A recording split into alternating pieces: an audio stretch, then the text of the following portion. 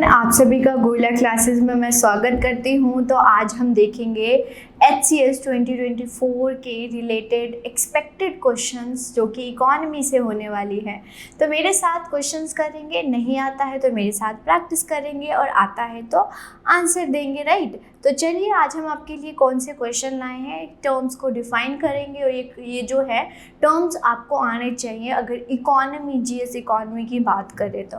Very first question आपके screen पे है, व्हाट इज़ डेफिसिट फाइनेंसिंग। इसका आप आंसर दीजिएगा, फिर हम इसके बारे में बात करेंगे। डेफिसिट फाइनेंसिंग क्या होता है? A government spend more money than it receive as a revenue when expenses exceed revenue and indicate the financial health of the country. Shortage of fund with the government to maintain day-to-day affair, the shortfall in the government income compared with its spending। क्या होगा deficit financing? तो यहाँ पे जो answer होने वाला है student, आपका आंसर है, तो स्टूडेंट इसका आंसर आपका ए रहने वाला है। डेफिसिट फाइनेंसिंग क्या होता है? डेफिसिट फाइनेंसिंग होता है कि गवर्नमेंट को जब ज़रूरत पड़ती है, जब एक्सपेंडिचर इज़ ग्रेटर, ज़्यादा खर्चा और रेवेन्यू कम होता है तो वो बोरो करती हैं। मतलब रेवेन्यू कम है और बोरो करेंगी for the expenditure. Okay, expenditure करने के लिए बोरो करेंगे। इसको प्रिंटिंग ऑफ करेंसी भी बोल सकते हैं। गवर्नमेंट क्या करती है? प्रिंटिंग करती है डेफिसिट फाइनेंसिंग। अब देखिए, डेफिसिट वर्ड आ रहा है और फाइनेंसिंग वर्ड आ रहा है, मतलब जो कमी हो रहा है, कमी किस में हो रहा है कि एक्सपेंडिचर ज़्यादा है, रेवेन्यू कम है, तो कमी है, तो उसके लिए क्या करेंगे? डेफिसिट को फाइनेंस कर रही है, तो पैसा दे रही है। तो यहाँ पे देखिए क्या लिखा हुआ है, the when government spend more money than its receive as a revenue, उसको हम डेफिसिट फाइनेंसिंग कहते हैं। ओके, नेक्स्ट क्वेश्चन देखते हैं क्या है आपके लिए, प्राइमरी डेफिसिट। अब आप देखेंगे फिस्कल डेफिसिट, आप देखेंगे रेवेन्यू डेफिसिट, आप देखेंगे primary deficit, effective revenue deficit, जो कि हमने आपको लास्ट जो क्वेश्चंस कराए थे उसमें कराए थे, तो ज़रूर उसको भी देखेंगे आप। तो चलिए आज हम देखते हैं प्राइमरी। अब आपको डेफिसिट फाइनेंसिंग पता चल गया, अब हम प्राइमरी डेफिसिट, चलिए इसके ऑप्शंस देखते हैं। When expenses exceed revenue and indicate the financial health of the country, shortage of fund with the government to maintain its day-to-day affair, the shortfall in the government income compared with its spending, the revenue difference between the current fiscal deficit and interest payment on the previous borrowing। एक hint भी मैं आपको बताऊंगी, जब भी आपको primary deficit आए ना तो वर्ड याद रखिएगा इंटरेस्ट पेमेंट। जब भी वर्ड आए क्या प्राइमरी डेफिसिट, तो वर्ड याद रखना है क्या? Interest payment. तो इसका फॉर्मूला क्या होता है? प्राइमरी डेफिसिट, डेफिसिट मतलब कि एक्सपेंडिचर ज़्यादा, रेवेन्यू कम, राइट। प्राइमरी डेफिसिट कैसे होगा? जब क्या होगा? फिस्कल डेफिसिट, जो फिस्कल डेफिसिट होता है इसको टोटलिटी में देखते हैं, माइनस इंटरेस्ट पेमेंट। वो फिस्कल डेफिसिट जिसमें इंटरेस्ट पेमेंट ना करना हो उसको बोलते हैं क्या? Primary deficit. और जब भी कोई भी ऑप्शन में आपको इंटरेस्ट पेमेंट दिखे उसको करेक्ट कर दे। तो कहाँ दिख रहा है? डी में दिख रहा है, राइट। हमेशा एक चीज़, एक वर्ड्स याद रखिएगा तो इसमें एरर होने के चांसेस कम हो जाते, राइट। ये आपको पता होना चाहिए। तो डेफिसिट फाइनेंसिंग भी देख लिया और हमने देख लिया प्राइमरी डेफिसिट। नेक्स्ट क्वेश्चन पे मूव करते हैं। Which industries get special assistant from the state finance corporation in the state bank of India. कौन से जो इंडस्ट्रीज़ हैं उनको स्पेशल असिस्टेंट दिया जाता है, मतलब कम रेट ऑफ इंटरेस्ट पे लोन दिया जाता है, ये बोला जाता है। तो लार्ज स्केल इंडस्ट्रीज़ के लिए cotton industries, agriculture industries, medium and small industries. क्या लगता है आपको किसको दिया जाता होगा?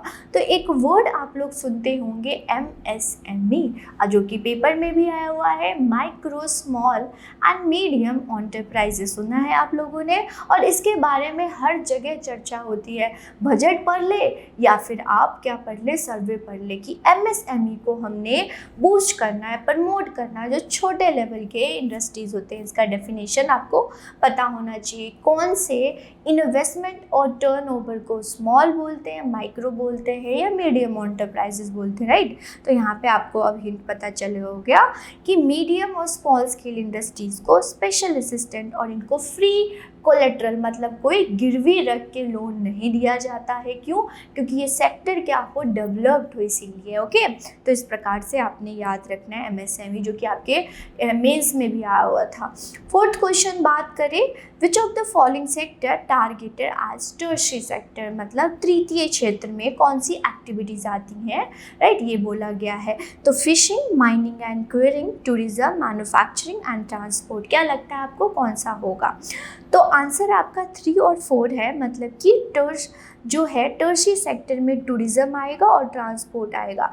जो फिशिंग है वो आपकी प्राइमरी सेक्टर में आएगी, माइनिंग एंड क्यूरिंग भी प्राइमरी सेक्टर में आएगी, और मैन्युफैक्चरिंग क्या आएगी, इंडस्ट्री सेक्टर, जिसको सेकेंडरी सेक्टर भी बोलते हैं। ओके, मैन्युफैक्चरिंग वर्ड याद रखिएगा। इसके लिए एक PLI स्कीम आजकल बहुत फेमस है, प्रोडक्शन लिंक इंसेंटिव स्कीम, ये भी लाया गया है। इसका जो है आपको स्कीम भी मिल जाएगा, ज़रूर आप उसको देखेंगे। तो इस प्रकार से इस क्वेश्चन को भी हमने सॉल्व किया। नेक्स्ट क्वेश्चन पे मूव करते हैं।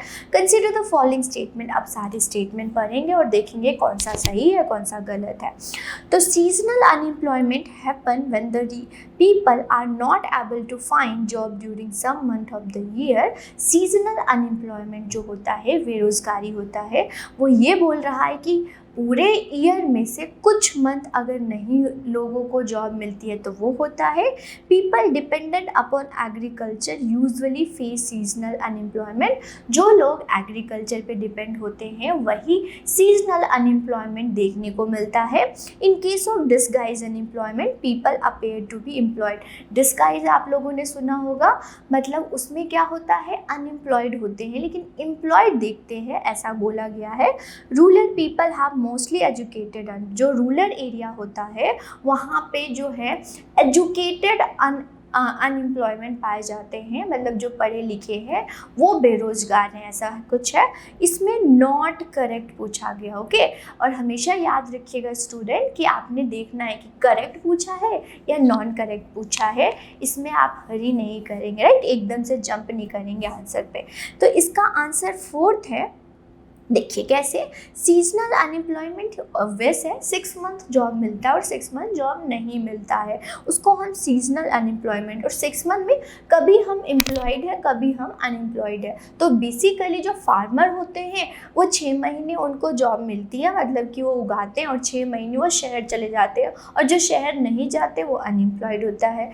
यस, जो सीजनल अनएम्प्लॉयमेंट वो आपको एग्रीकल्चर में देखने को मिलता है। और तीसरा क्या था आपका, डिस्गाइज अनएम्प्लॉयमेंट क्या होता है कि मान लो एक पर्टिकुलर लैंड पे 8 लोग काम कर रहे हैं, जिसमें से 4 लोग क्या हैं, ज़रूरत नहीं है, 4 लोग की ज़रूरत है और 4 लोग की ज़रूरत नहीं है, फिर भी इस पे काम कर रहे हैं। देखने में कुछ लगता है कि एम्प्लॉयड है लेकिन इनकी प्रोडक्टिविटी कुछ भी नहीं जा रही है, इनकी प्रोडक्टिविटी 0 होती है, इसलिए इसको मार्जिनल प्रोडक्टिविटी भी 0 बोलते हैं। मतलब कि देखने में क्या लगते हैं कि एम्प्लॉयड है बट एक्चुअली क्या है, बेरोज़गार है। तो इसको छुपी हुई बेरोज़गारी भी बोलते हैं हिंदी में। तो यहाँ पे देखिए क्या, अपेयर टू बी एम्प्लॉयड है लेकिन वो अनएम्प्लॉयड होते हैं। और रूरल एरिया जो होता है उसमें एजुकेटेड अनएम्प्लॉयमेंट नहीं, ये गलत बात है, इसीलिए आपका 4th आंसर हो जाता है। ओके, तो हमने सारे क्वेश्चंस देखे, इसी पे हमने कंसेप्ट भी समझ लिया, राइट।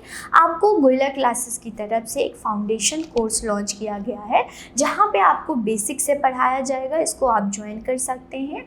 आप इंडिविजुअल भी ले सकते हैं और कंबाइंड भी। इंडिविजुअल में आपको होगा पॉलिटी ऑप्शनल, हिस्ट्री और ज्योग्राफी ऑप्शनल मिलेंगे, जो कि 24,999 में। अगर GS लेना है आपको तो भी मिलेगा 24,999 में, राइट।